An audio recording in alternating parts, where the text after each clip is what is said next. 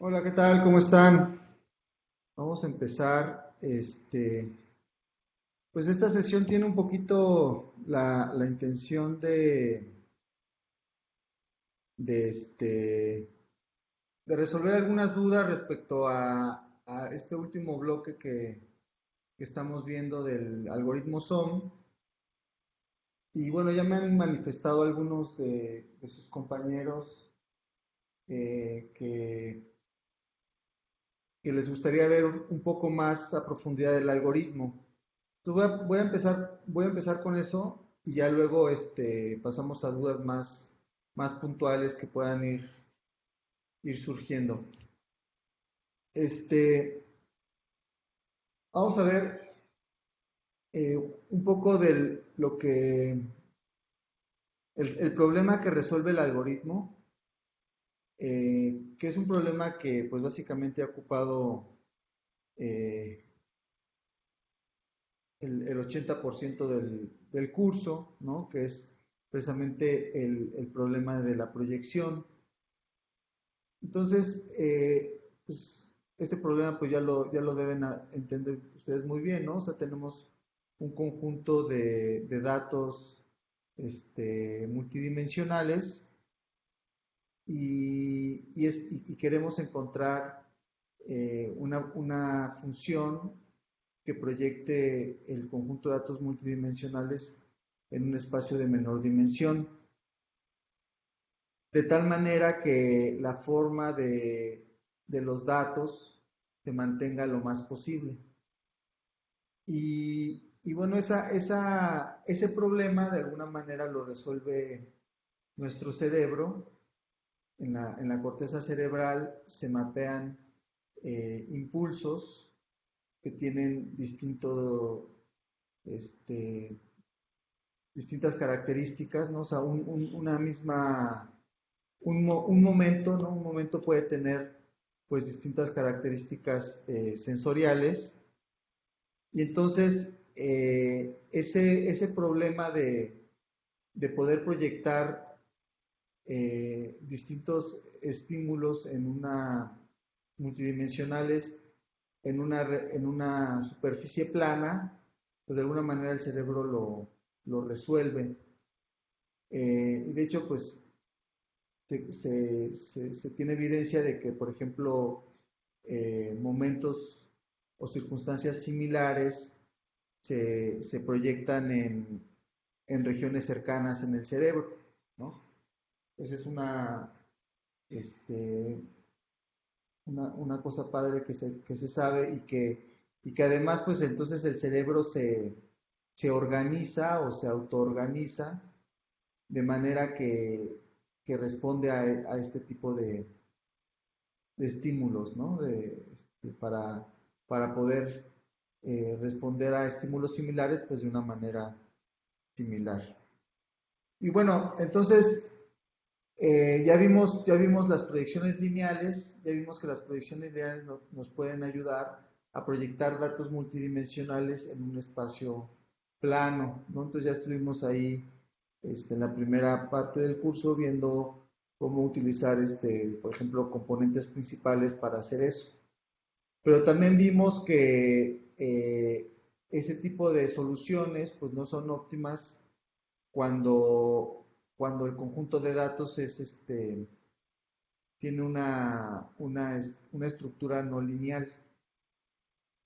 Por ejemplo, aquí hay dos toros entrelazados y entonces si yo los parto por un plano, pues puedo obtener una figura como esta que pues más bien parece como un anillo, o si los proyecto desde otra perspectiva, puedo obtener una figura como esta que más bien parece como un solo clúster, ¿no? Entonces, aquí se puede prestar mucho la confusión y es porque precisamente la proyección lineal pues está imposibilitada de poder eh, captar estas distintas formas, ¿no? Otra cosa que también vimos es la solución que nos provee el escalamiento multidimensional, que en este caso también es un problema no lineal, pero que lo que busca es preservar las distancias entre pares de puntos. Y entonces queremos encontrar una función phi que proyecte a los puntos del conjunto de datos en un espacio de menor dimensión, de tal manera que la distancia entre las imágenes pues sea lo más parecido posible a la distancia entre los puntos en el dominio. Esto pues hace que podamos plantear un problema de optimización y por ejemplo si lo resolvemos por mínimos cuadrados, pues es un problema en el que cada una de las coordenadas de la proyección de cada punto, pues es una variable, ¿no? O sea, cada coordenada es una variable de mi problema de optimización y entonces mi problema de optimización pues tiene n por k variables, donde k es la dimensión del espacio en el que yo quiero proyectar. Entonces, si k es igual a 2, como normalmente es el caso, eh, entonces, pues el problema va a tener 2n variables, donde n es el número de datos. Entonces, si estamos pensando que tenemos muchos datos o que el conjunto de datos puede crecer de una manera desproporcionada, pues entonces el número de variables va a crecer en a ese ritmo y por lo tanto pues el problema no va a poder ser resuelto por métodos tradicionales de optimización por mínimos cuadrados. Voy a hacer una pausa. David pregunta si hay alguien que tiene problemas para conectarse. Espero que no haya nadie, que todos estén, me parece que sí todos están bien conectados. Lo que les recomiendo es si tienen chance de conectarse vía cable, eso suele ser más eficiente. Ok, bueno, entonces el, el escalamiento multidimensional normalmente se utiliza cuando pues tenemos un número pequeño de puntos y ya una vez que obtenemos el resultado, pues ustedes también ya lo vieron, pues no es fácil interpretar las proyecciones. De hecho, un recurso que es bastante útil, pues es el de graficar la red inducida, ¿no? Por las distancias.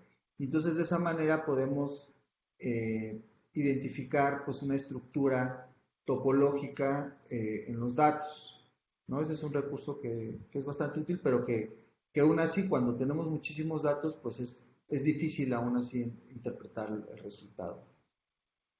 Esto de la preservar, ¿no?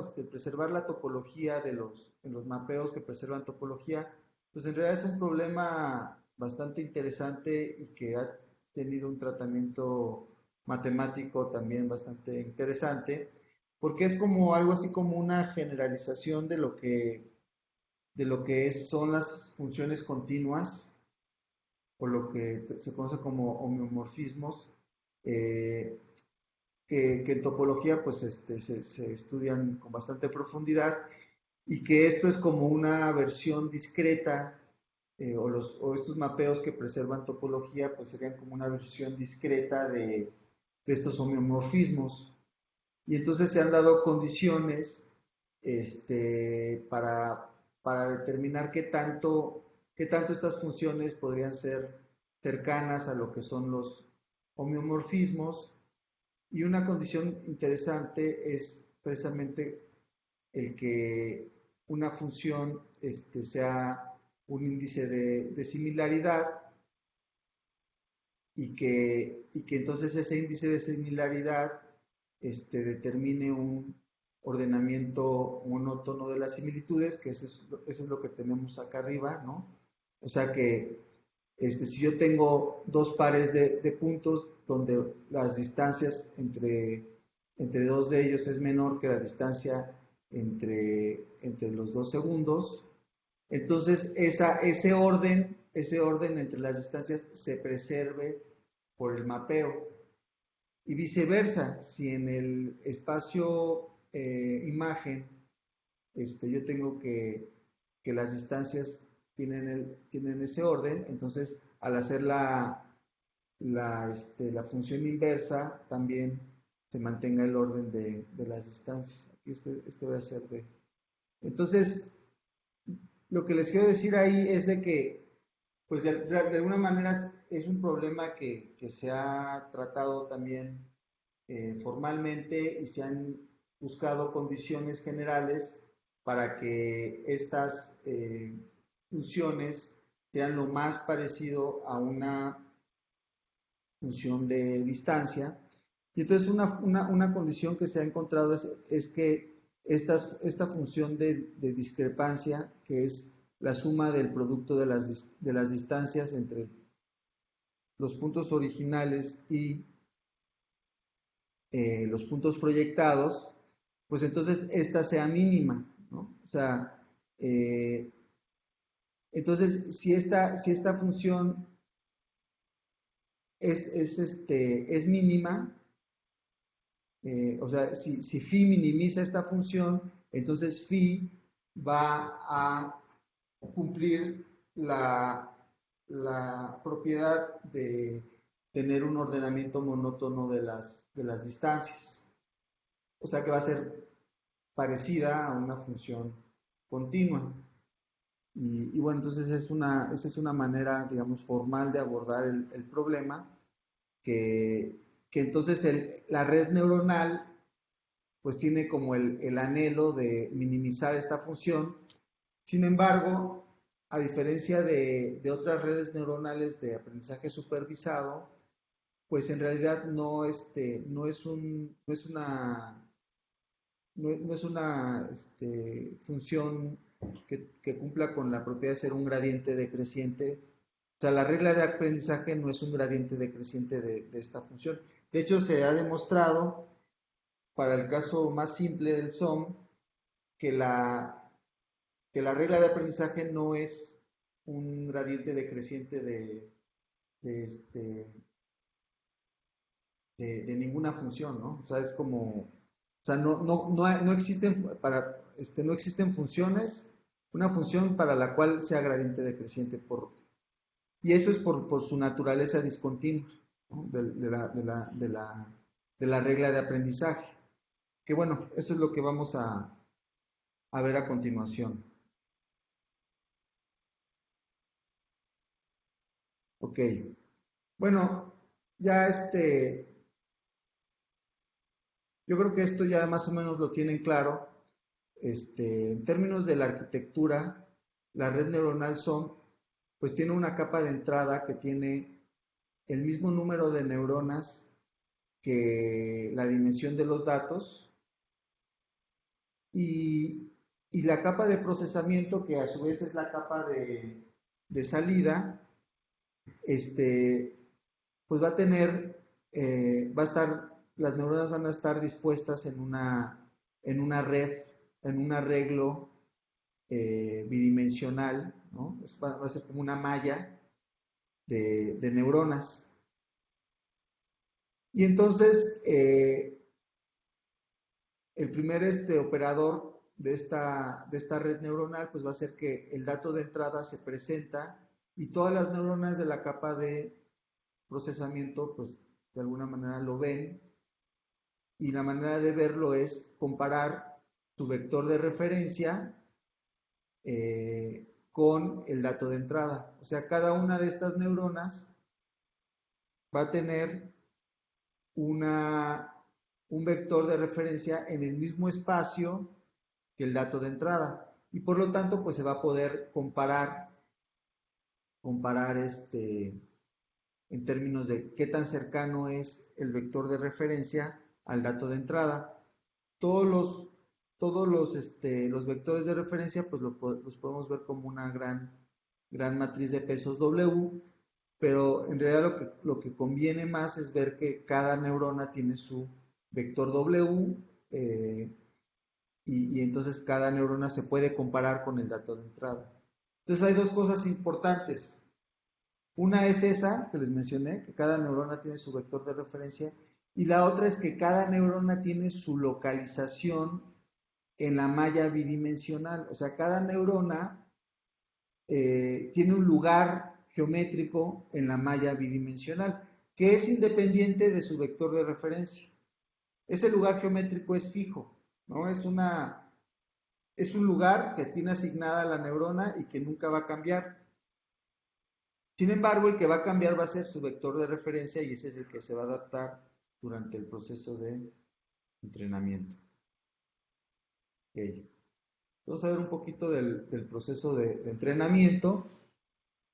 Y entonces, de alguna manera, las condiciones iniciales del algoritmo pues son un conjunto de entrenamiento que ya está dado y en la versión original, pues ese conjunto no cambia, ¿no? Siempre va a ser el mismo y no se van a agregar nuevos elementos. Y también vamos a tener una arquitectura, la red neuronal tiene su propia arquitectura, que esa tampoco cambia, y también tiene su condición inicial de sus pesos de referencia.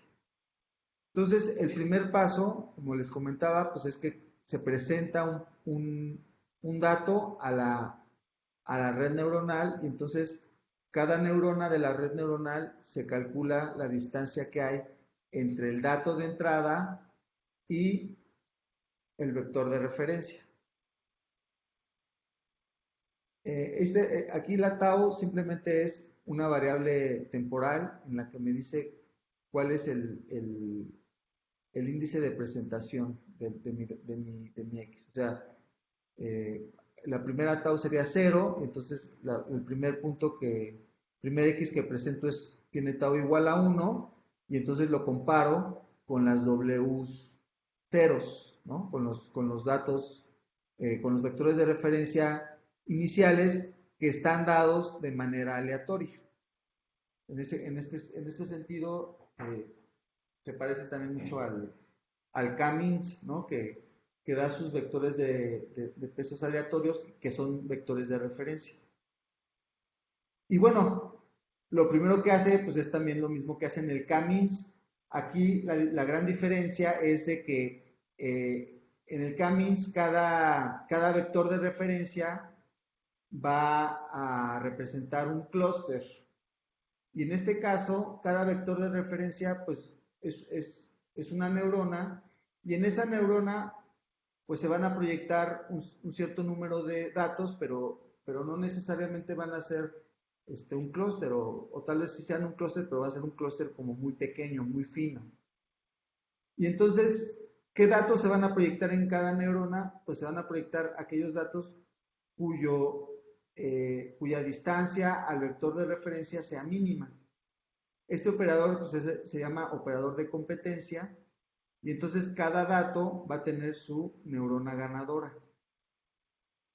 Esa neurona ganadora va a determinar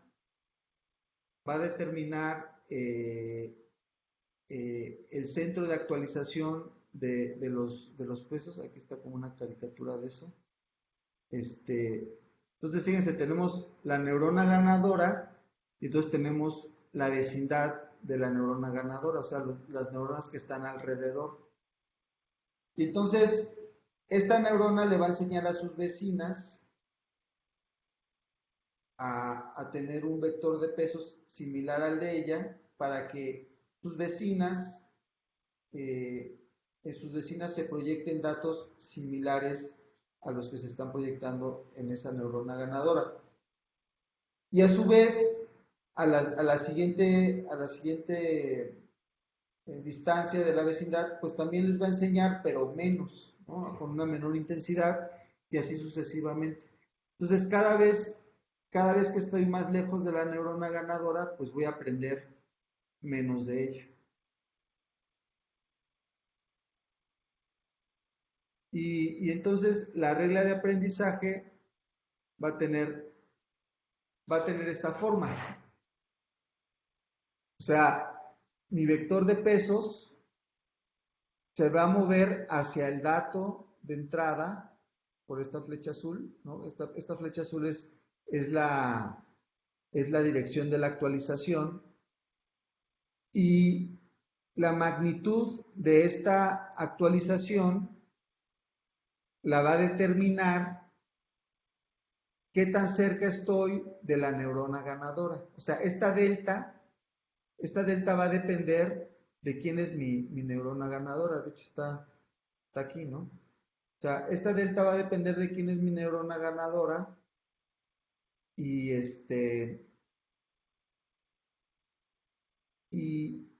y entonces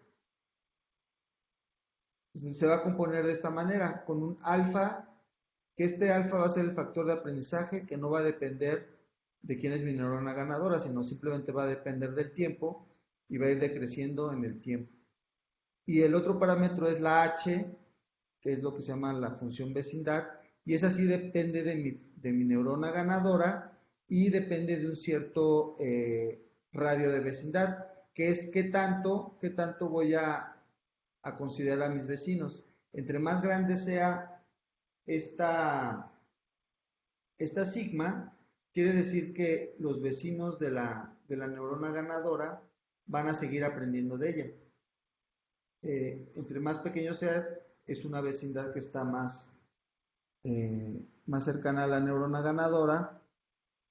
Y al final, pues, lo que sucede es que esta alfa va a ser muy cercana a 0 y esta sigma muy cercana a 1. O sea que al final solo aprenden las vecinas inmediatas de la neurona ganadora y aprenden muy poquito porque el alfa es 0.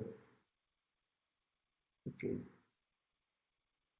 Bueno, entonces ese proceso de entrenamiento se repite tantas veces como uno quiera. Normalmente el conjunto de datos pues suele ser grande y entonces lo que se hace es como reciclar varias veces el conjunto de datos, o sea, se presenta cada dato de manera aleatoria, se selecciona aleatoriamente un dato y se agota todo el conjunto. Una vez que se acaba, pues se vuelve a reciclar. Y esto se hace pues varias veces, ¿no? Lo ideal es que el conjunto de datos se repase varias veces y varias veces se actualice la red neuronal. Ok, y bueno, ¿cómo se ve esto, no? ¿Cómo se ve esto digamos, dinámicamente? Entonces, al principio pues tenemos nuestro conjunto de datos, que son estos puntos verdes, y tenemos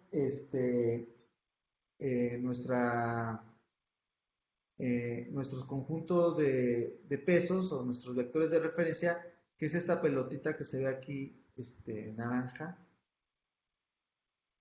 Y entonces, en los primeros etapas del entrenamiento, pues de alguna manera se presentan los datos, ¿no? Entonces, cada dato, se presenta un dato y entonces ese dato determina a una neurona ganadora y la neurona ganadora jala a sus vecinas en la red, por eso es que se ve este dibujo así, ¿no? O sea, como en este caso la neurona ganadora, lo más seguro es que sea esta que está aquí en la punta y el dato pues puede ser este que está aquí luego cerquita de ella. Y entonces todas las neuronas que están aquí pues son sus vecinas en la red, que son las que más sufren el jalón, ¿no?, de la neurona ganadora, y las que están más lejos de la neurona ganadora en la red pues son estas que pues se quedan donde estaban casi, ¿no? Pero eso pues se repite con todos los datos y entonces cada vez más va pasando que las neuronas se van como localizando en ciertas regiones de los datos de entrada, ¿no? Aquí sigue como expandiéndose la red y sigue localizándose.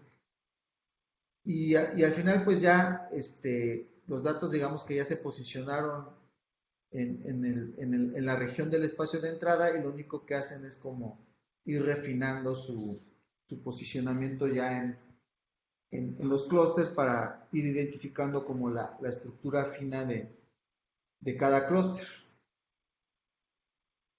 Y bueno, eso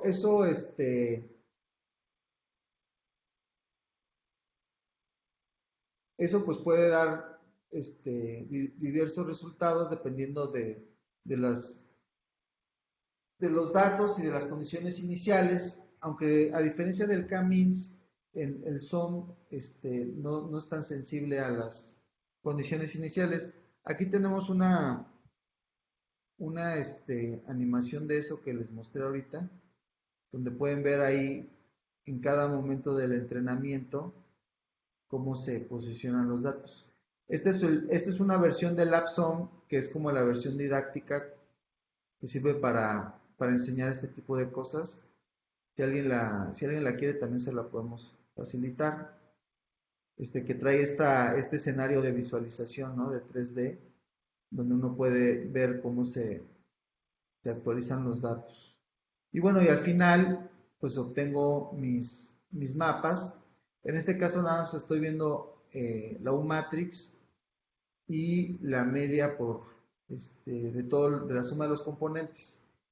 En el caso de la U-matrix, lo que me ayuda a ver es qué tan separados están un grupo de neuronas de otro, ¿no? Entonces, si las neuronas son rojas, quiere decir que el vector de referencia de cada neurona es muy similar al de sus vecinas. Y entonces, cúmulos de neuronas rojas significan cúmulos de neuronas que tienen datos parecidos. Y entonces cuando las neuronas dejan de ser rojas, se vuelven amarillas, es cuando la distancia de los vectores de referencia de estas neuronas amarillas, pues es lejano a sus vecinos, y entonces, por eso es que podemos interpretar estas neuronas amarillas como espacio entre cúmulos, ¿no? Que es lo que se ve aquí en algún momento en el videito. Podemos ver, o sea, tengo que reproducir todo, perdón. Es lo que se ve aquí, ¿no? O sea, estas neuronas que van quedando en medio son las que al final se van a volver amarillas. De hecho, este color que tiene aquí en esta animación es el mismo que tiene ya en la proyección del U-matrix.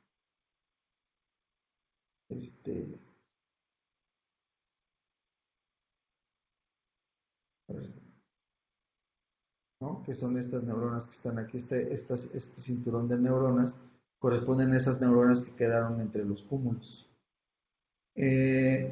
Otro ejemplo que me gusta mostrar es este de los toros, porque es un ejemplo que ya vimos que las proyecciones lineales pues no nos ayudan a resolver, y que también ya vimos que para algunos métodos de clustering también es difícil identificar estructuras que están anidadas. Y en este caso, pues, la red neuronal, fíjense cómo ahí se tuerce, ¿no? Y esa torcedura le permite identificar la estructura de los toros, que aquí se ve como la separación entre los toros, se ve como esta S. Sin embargo, aquí como que vemos que no es tan claro, ¿no? Que no es tan clara esa separación. Entonces lo que se hace es volver a entrenar, pero ahora con más neuronas. Entonces para ver si con más neuronas podemos tener mayor claridad sobre la separación que hay entre las dos estructuras. Entonces, pues el entrenamiento es más o menos el mismo, pero ya al momento de ver los mapas, ya podemos ver que efectivamente esa separación es mucho más clara, ¿no? Ok, bueno, no sé si hay alguna duda hasta el momento, me pueden pedir la palabra por el chat y ya les doy la palabra y abren su micrófono para que podamos escucharlos. Este, ¿Hay alguna duda?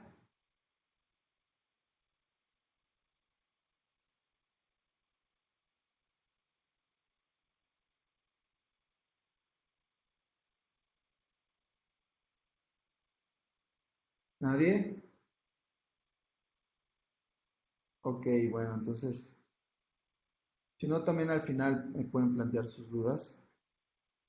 Eh, Vamos a ver una aplicación. eh,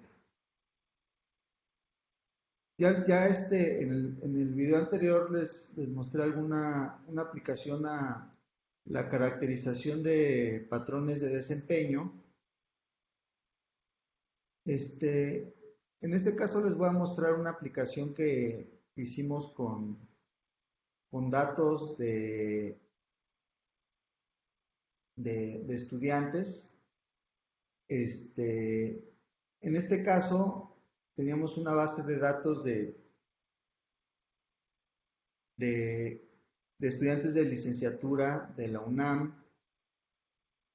Entonces teníamos su cuestionario de ingreso, que ese básicamente lo usamos para poder tener claras las condiciones sociodemográficas de los alumnos. Y también teníamos la, el avance parcial de los alumnos durante su carrera, o sea, su historial académico.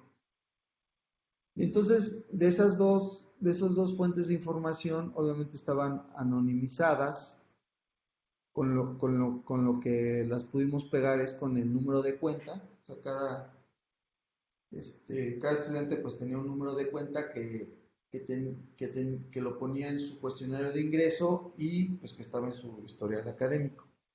Entonces pudimos relacionar las dos fuentes de información y en total pues este, analizamos 5 generaciones completas de estudiantes de licenciatura y bueno, solo nos quedamos con los alumnos que habían contestado todas las preguntas que para nosotros eran importantes y el total pues eran como de un poco más de 55,000 alumnos.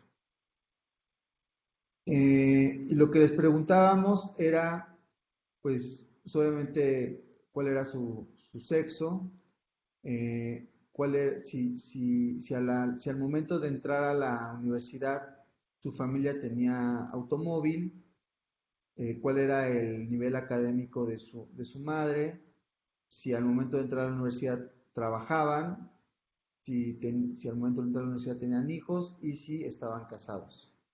Entonces, esas eran las preguntas que considerábamos, la información. Y también otra cosa que construimos con el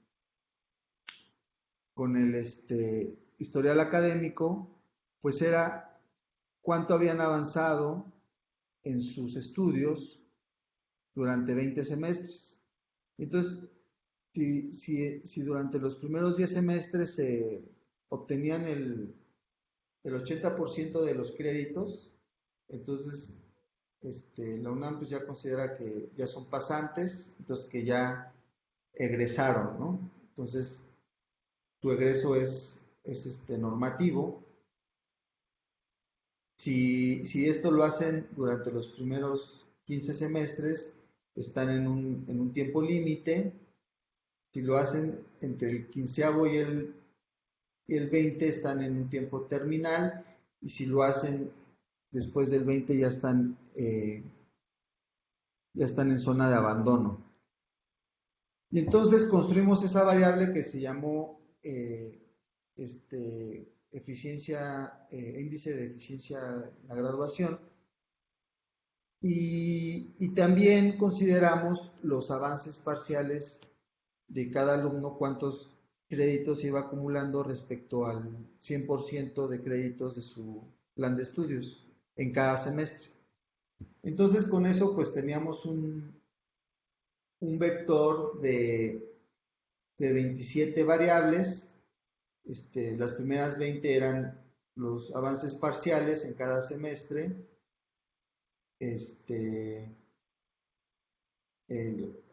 La variable sexo, el índice de eficiencia terminal, si tenían automóvil, estudios de la madre, trabajo, si tienen hijos y estado civil. Y entonces, pues entrenamos a la red neuronal y estos son los mapas que obtenemos.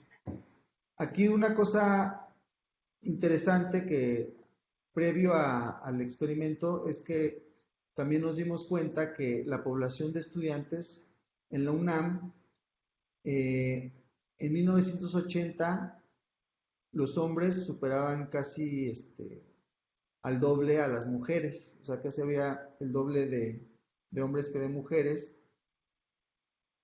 Y esa tendencia se fue reduciendo hasta que por ahí del 95, más o menos, ya se emparejó el número de hombres que de mujeres.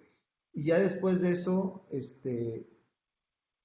lo que se ha mantenido es que el número de mujeres es ligeramente superior al de hombres, aunque el número de estudiantes ha sido el mismo prácticamente durante todo este tiempo. Y entonces una cosa interesante que nos surge aquí es qué es lo que ha ido o qué es lo que ha motivado o cuál ha sido el mecanismo por el cual se ha dado esta sustitución de hombres, bueno, más bien de hombres por mujeres, siendo que no hay una política explícita en donde diga, ahora vamos a aceptar más mujeres, ¿no? Y entonces, ¿cómo se explica esto, no? Entonces, esa es una pregunta también de investigación interesante. Y bueno, lo primero que hicimos fue el entrenamiento y estos son los mapas de componentes. Y aquí, por ejemplo, podemos ver el mapa de componente sexo, en donde pues el mapa se divide en dos regiones prácticamente simétricas, con la observación de que o sea, esto lo logramos, o sea, de alguna manera lo inducimos en el entrenamiento, porque lo que queríamos era separar estas dos poblaciones, y entonces lo que hicimos fue darle un peso mayor a la variable sexo, de tal manera que no importando cuáles eran los valores en las otras variables, siempre iban a ser más parecidos los hombres entre ellos y las mujeres entre ellas. O sea, esto lo inducimos nosotros. Esto fue lo único que inducimos, todo lo demás ya es autoorganizado.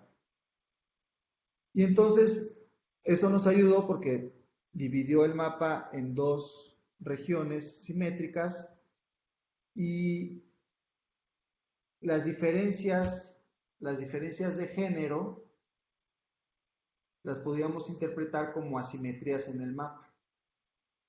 Eso es algo interesante porque una cosa, o sea, buscar asimetrías en espacios multidimensionales, aunque pudiera parecer sencillo, no es una tarea fácil. O sea, asimetrías en una sola variable es relativamente fácil porque pues, hago una gráfica de pirámide y entonces puedo encontrar la asimetría en el patrón de distribución de cada una de las clases. Pero cuando quiero encontrar asimetrías en el espacio multidimensional, no es sencillo. Y de esta manera, pues se facilita porque entonces las asimetrías las puedo interpretar como, pues sí, como patrones que no son simétricos. En este caso, por ejemplo, en el de eficiencia en la graduación, en este caso, pues aunque sí no es totalmente simétrico el patrón, pero sí, digamos que globalmente sí puedo decir, bueno, pues hay cierta simetría, ¿no?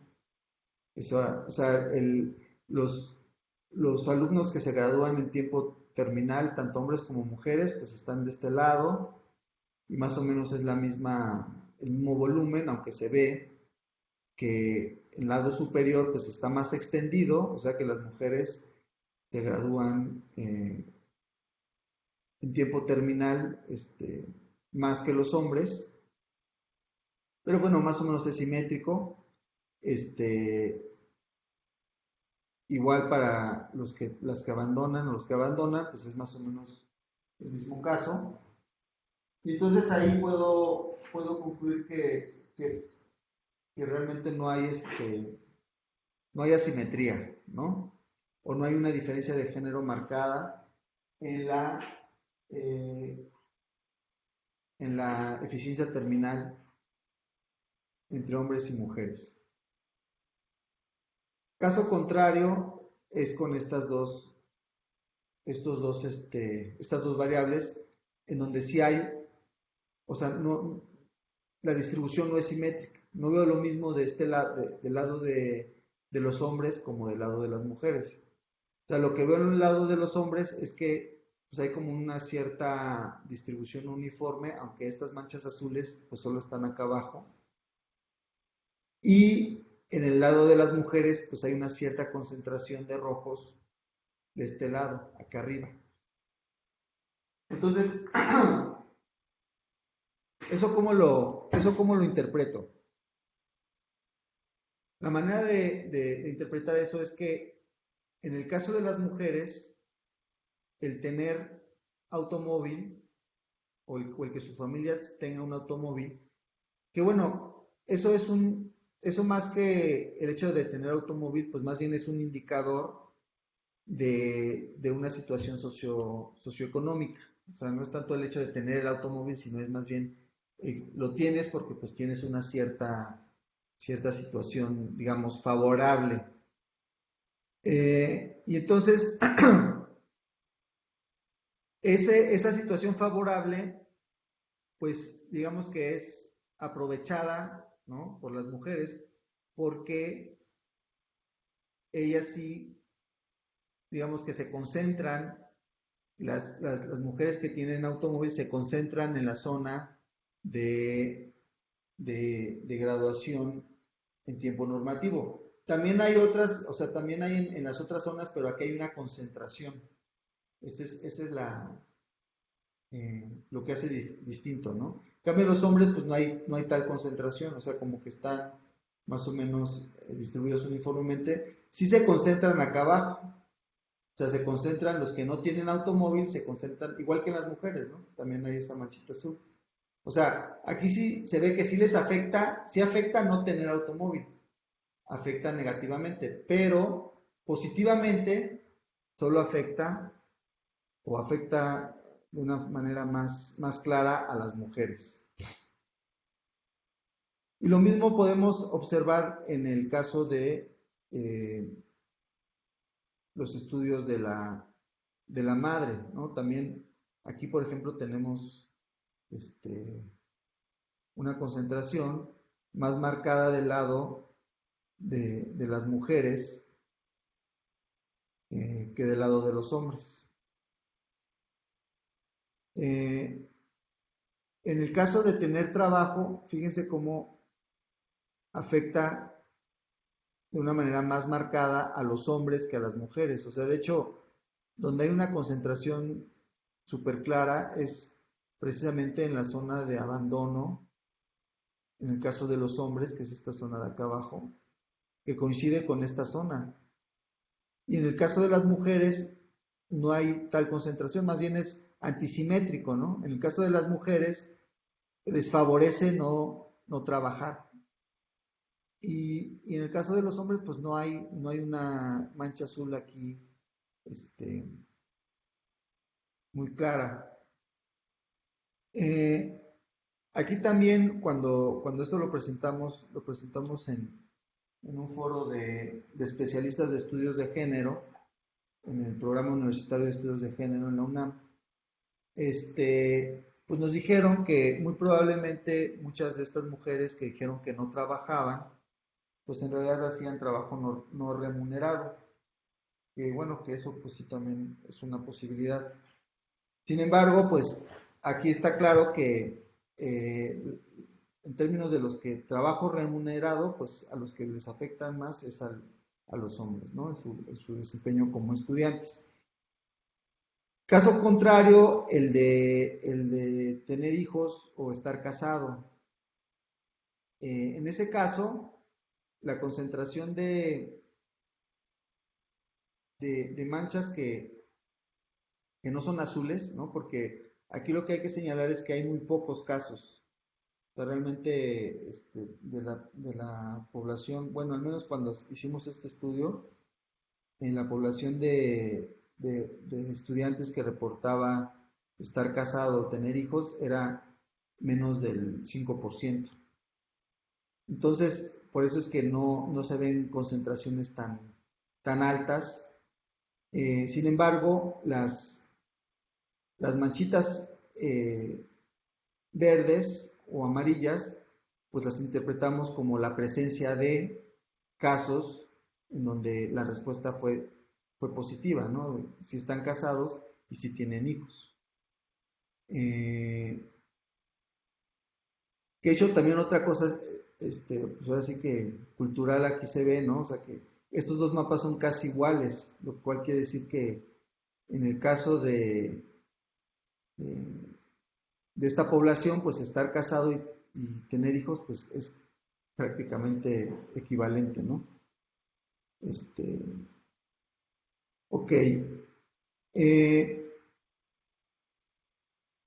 Y bueno, entonces así pudimos determinar que había factores que sí tenían un comportamiento asimétrico, que había diferencias de género, que por ejemplo, esto que veíamos que las mujeres aprovechan más una condición favorable, ¿no?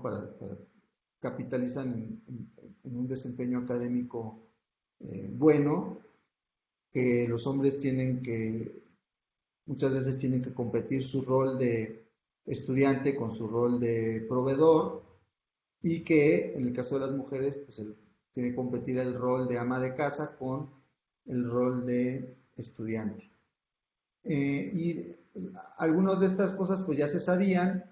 Algo que sí no se esperaban era el nivel de estudios de la madre, que fuera algo que afectara positivamente más a las mujeres que a los hombres, y que de hecho eso puede estar explicando este fenómeno de sustitución de los espacios femeninos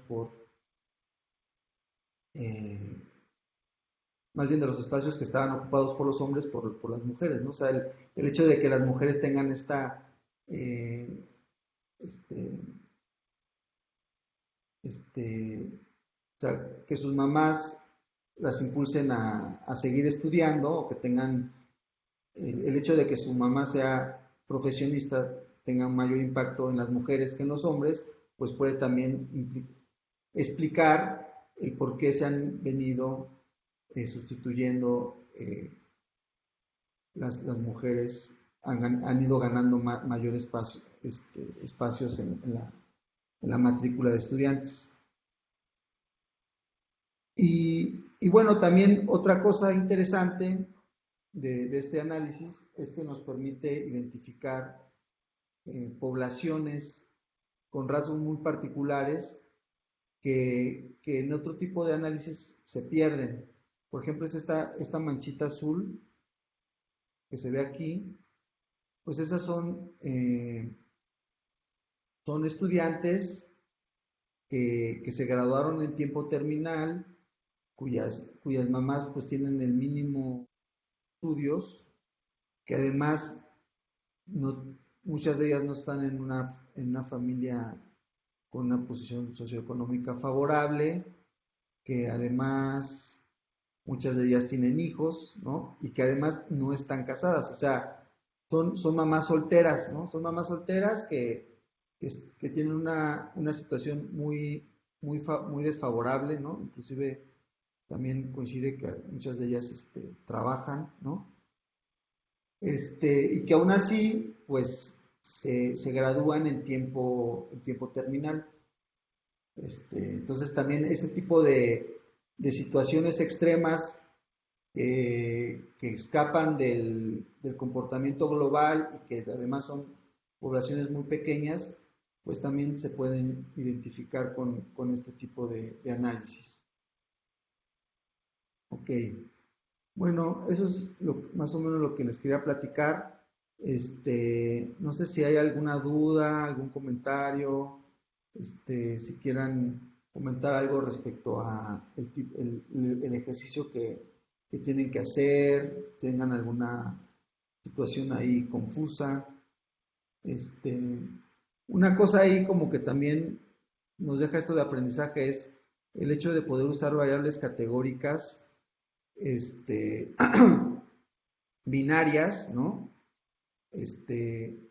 Si yo las vectorizo como ceros y unos, entonces puedo interpretar el valor del vector de referencia, lo puedo interpretar como una probabilidad de que sea uno, ¿no?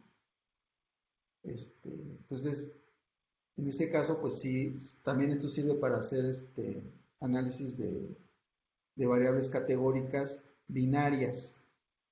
Y bueno, como ustedes saben, pues toda variable categórica eh, multi, multivaluada, pues se puede convertir en n variables categóricas binarias, ¿no? Donde n es el número de valores que toma la variable categórica original. Entonces, lo que les quiero decir es que con esto también se pueden analizar datos con variables categóricas, bueno, también binarias y multivaluadas, ¿no? Ok, bueno, entonces estoy atento a sus preguntas. Si tienen alguna pregunta, nada más escriban, pídanme la palabra en el chat, yo se las doy y entonces abren su micrófono, por favor.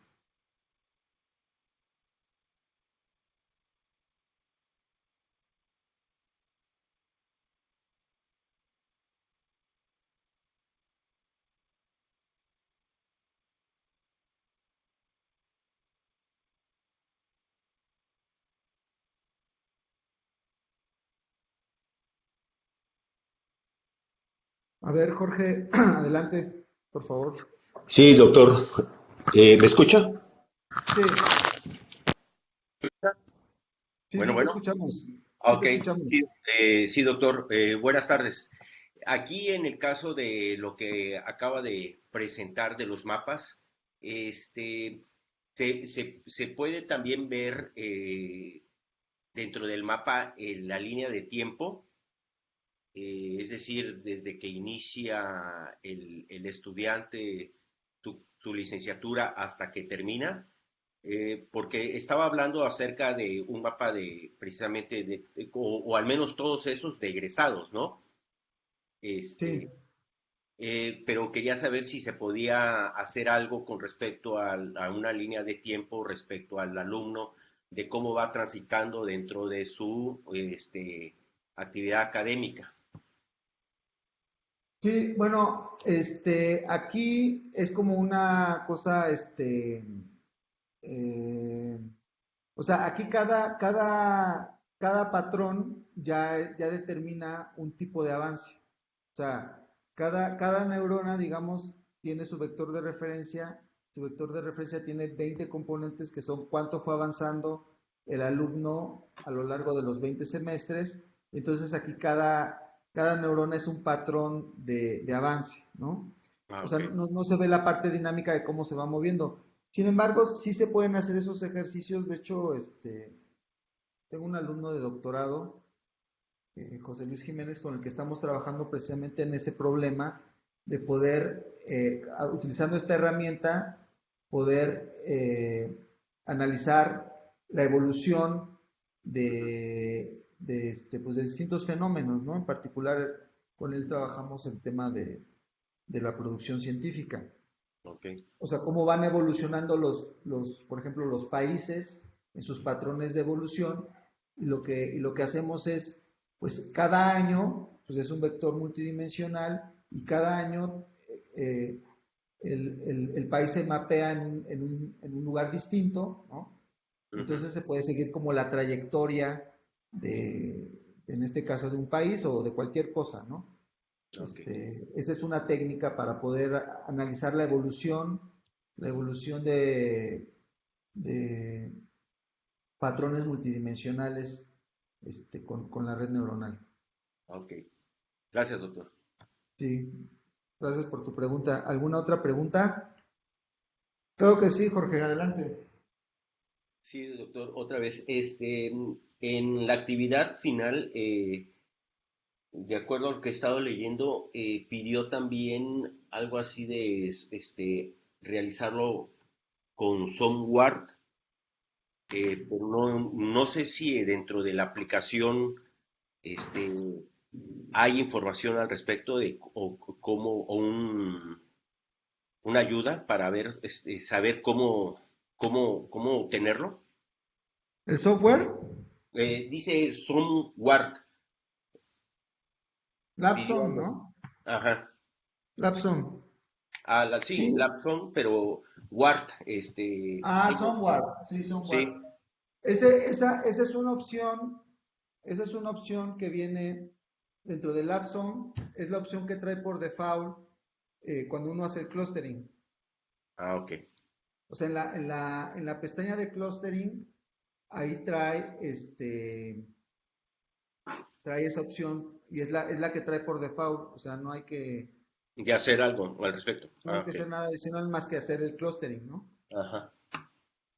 Sí, Ok, y otra nada más última, el tamaño de la red, estaba hablando acerca de obtenerlo, entre los dos valores, los primeros dos valores, ¿no? Sacar tu su razón. relación.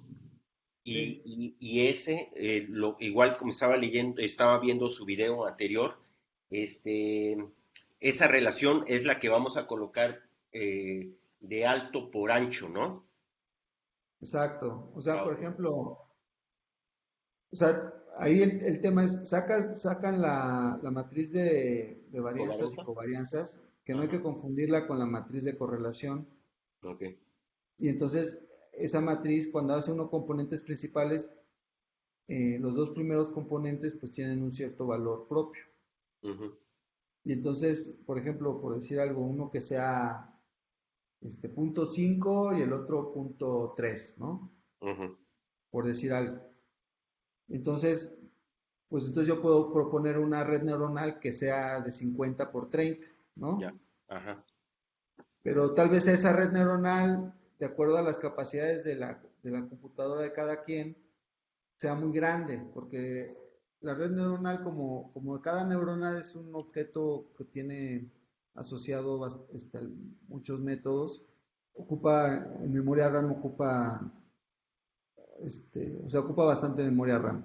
ujú, Entonces puede que sea muy grande y que entonces truene el entrenamiento y no se pueda, ¿no? Entonces, pues en vez de ser de 50 por 30, que sea de 25 por 15, ¿no? ya, Entonces, la proporción sigue siendo la misma. ya, ok, muy bien. ¿Sí está claro? Sí, ya, gracias, doctor. Ok. ¿Alguna otra pregunta, comentario, sugerencia, duda? Hola, doctor. ¿Sí, sí me escucho? Sí, sí, te escuchas muy bien. Ok, sí, es referente a la pregunta anterior. El software que nos dio para realizar esta actividad, este, ¿Se puede generar ahí la matriz de varianzas, covarianzas y los eigenvalores? ¿Se puede No, o los tenemos que hacer aparte? aún no trae eso implementado, entonces eso lo tienen que hacer aparte, lo pueden hacer pues creo que hasta en Orange lo pueden hacer en Python, ¿no? Con NumPy lo pueden hacer, pero sí lo tienen que hacer aparte. Ah, ok, ok, perfecto. Nos podemos ayudar en una actividad anterior, no recuerdo cuál es, pero digo qué número es, pero donde sacamos estos valores, ¿verdad? Exactamente. ¿Sí se escucha bien? Sí, sí se escucha, David. Ah, ok. Nada más una pregunta. Ahorita ya he estado probando el programa de Lapson y Sí. lo que no sé es de si esto también se puede implementar con los paquetes de sklearn o cuál es como la ventaja de uno respecto al otro. Porque así he estado Este, viendo así como... sí, sí, dime. No, lo que me iba a comentar era casi, o sea, Ah, mi comentario. O sea, ¿cuál es la sí, diferencia? sí, bueno, eh, creo, en ese Calen creo que todavía no está implementado el SOM. Este, eh, donde sí está, hay una librería en R que se llama Sombrero, que se lo implementa, y hay otra esta está en C++, pero tiene una API en Python que se llama Ujú. Somoclu. Somoclu. Ah, ok. Es- lo voy a poner aquí para que lo tengan ahí. Esa está buena, esa está muy buena, de hecho, el Somoclu. Si la quieren usar esa, también la pueden usar, no hay ningún problema. Ujú. Lo único que creo que esa no trae implementado el SOMWARD, pero bueno, no importa, le apliquen el WARD normal, el WARD que viene en Scikit-learn, que es Ujú. el clustering jerárquico. Pueden aplicar ese y, o sea, si no quieren usar Lapson, quieren usar SOMOCLU, no hay ningún problema. Sí, sí, hola.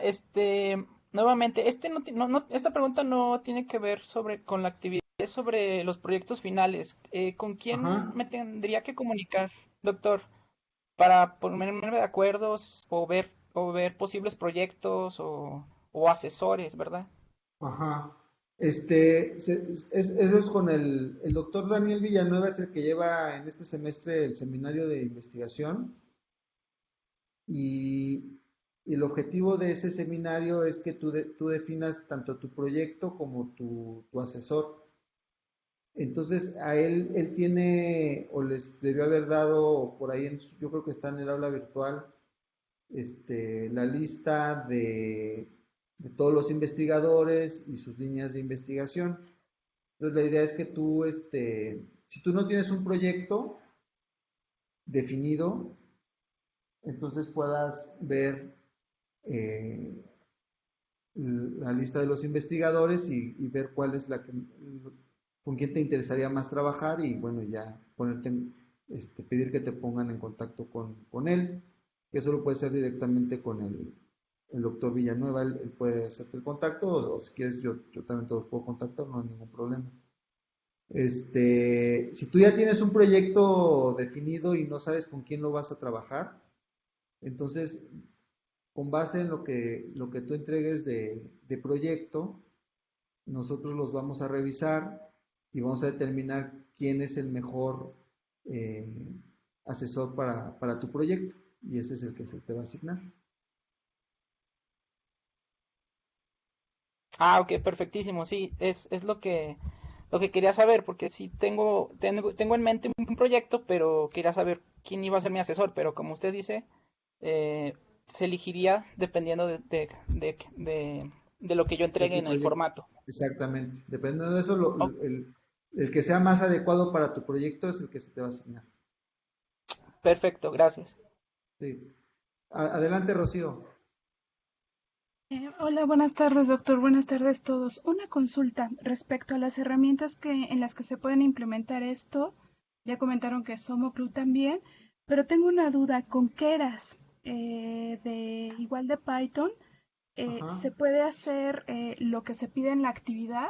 O sea, ¿tiene pues las funciones o la paquetería necesaria? Me parece que no, ¿eh?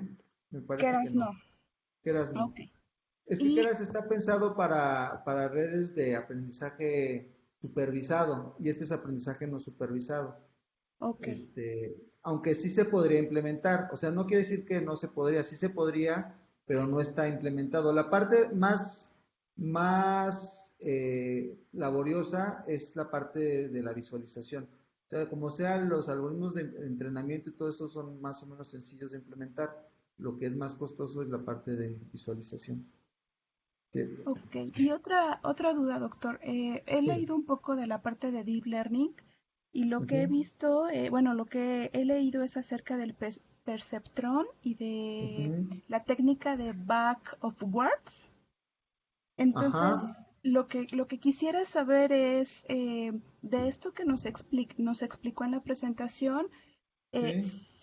si esas técnicas que comento son las que se aplican para, pues justo para definir el número de neuronas, el número de capas inclusive, o es otra cosa, como que ahí me estoy confundida.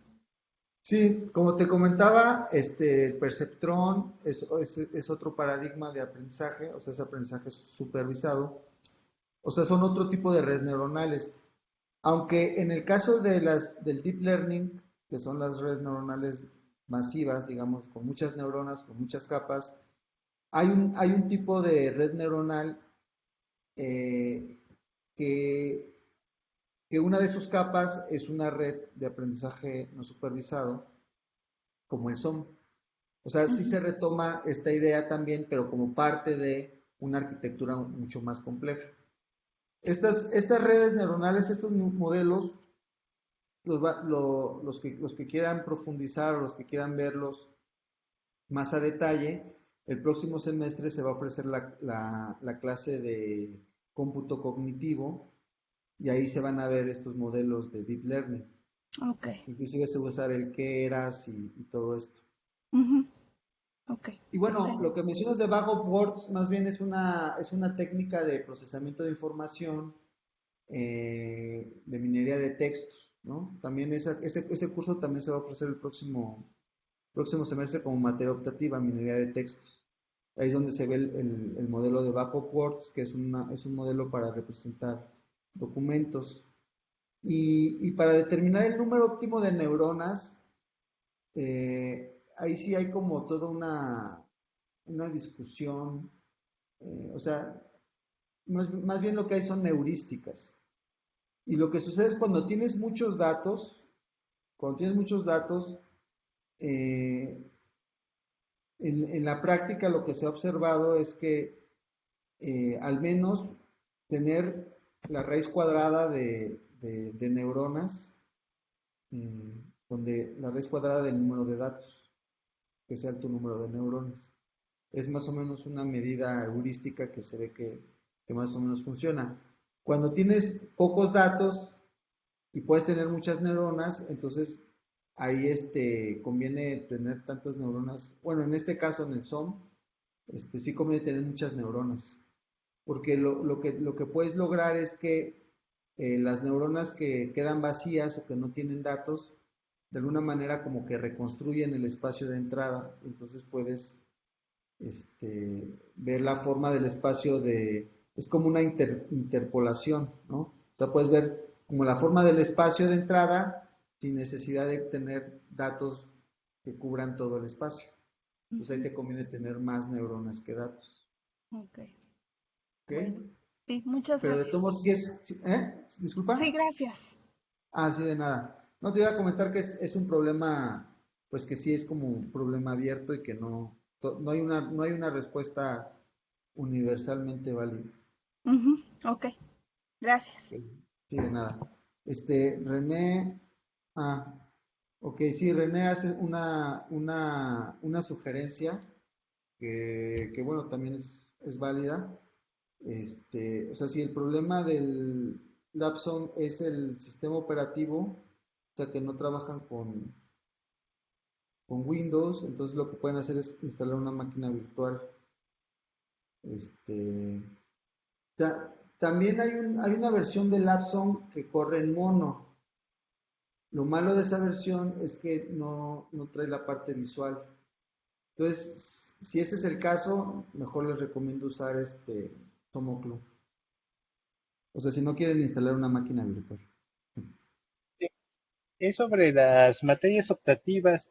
Ya se definió la dinámica de cómo se van a seleccionar o a preguntar, pues sí, a los compañeros, cuáles preferimos. O sea, ¿cómo se va a hacer?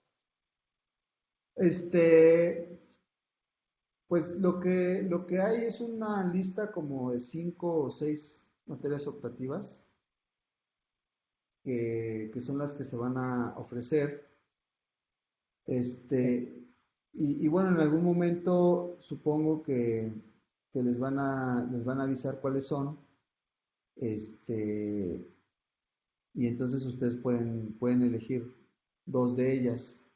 Y bueno, y el próximo semestre, muy seguramente, si hay demanda por alguna otra, también de este grupo de 6 te va a volver a ofrecer el siguiente semestre y con otras adicionales.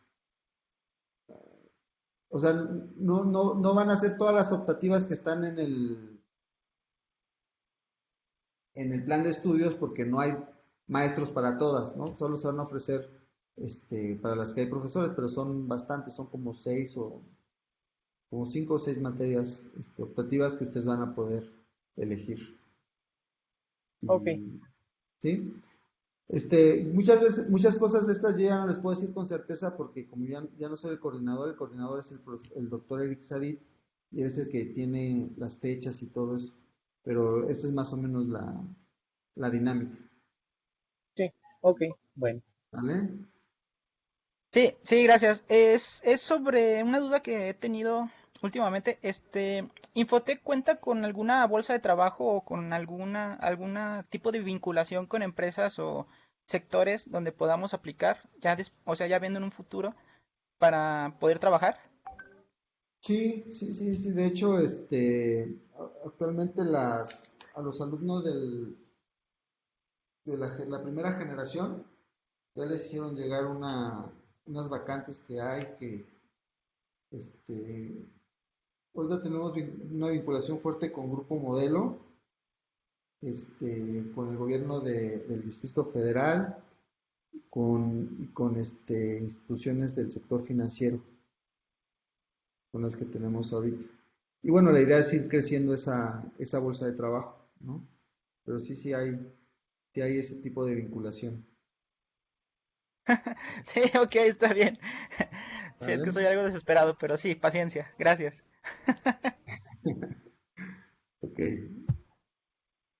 Bueno, de hecho, si, digo, es un poco la razón por la cual no se las hemos dado estas solicitudes, pero si es algo que requieren y eso, pues escríbanme un correo y se las hacemos llegar. Tampoco es de que, digo, entendemos que están trabajando, no es una maestría de tiempo completo y por lo tanto es deseable que estén trabajando, ¿no? Entonces, si no tienen trabajo, pues sí díganos y nosotros les pasamos las vacantes que nos han hecho llegar. Un gusto. Bueno, pues un gusto tener esta sesión con ustedes. Espero que hayan eh, encontrado interesante y que puedan eh, terminar y cerrar el semestre de la mejor manera. Y bueno, cualquier cosa, de todos modos, yo estoy atento ahí a mi correo electrónico y este me pueden preguntar o me pueden solicitar información adicional sin ningún problema. Ok, bueno, pues los dejo. Saludos, hasta luego y gracias.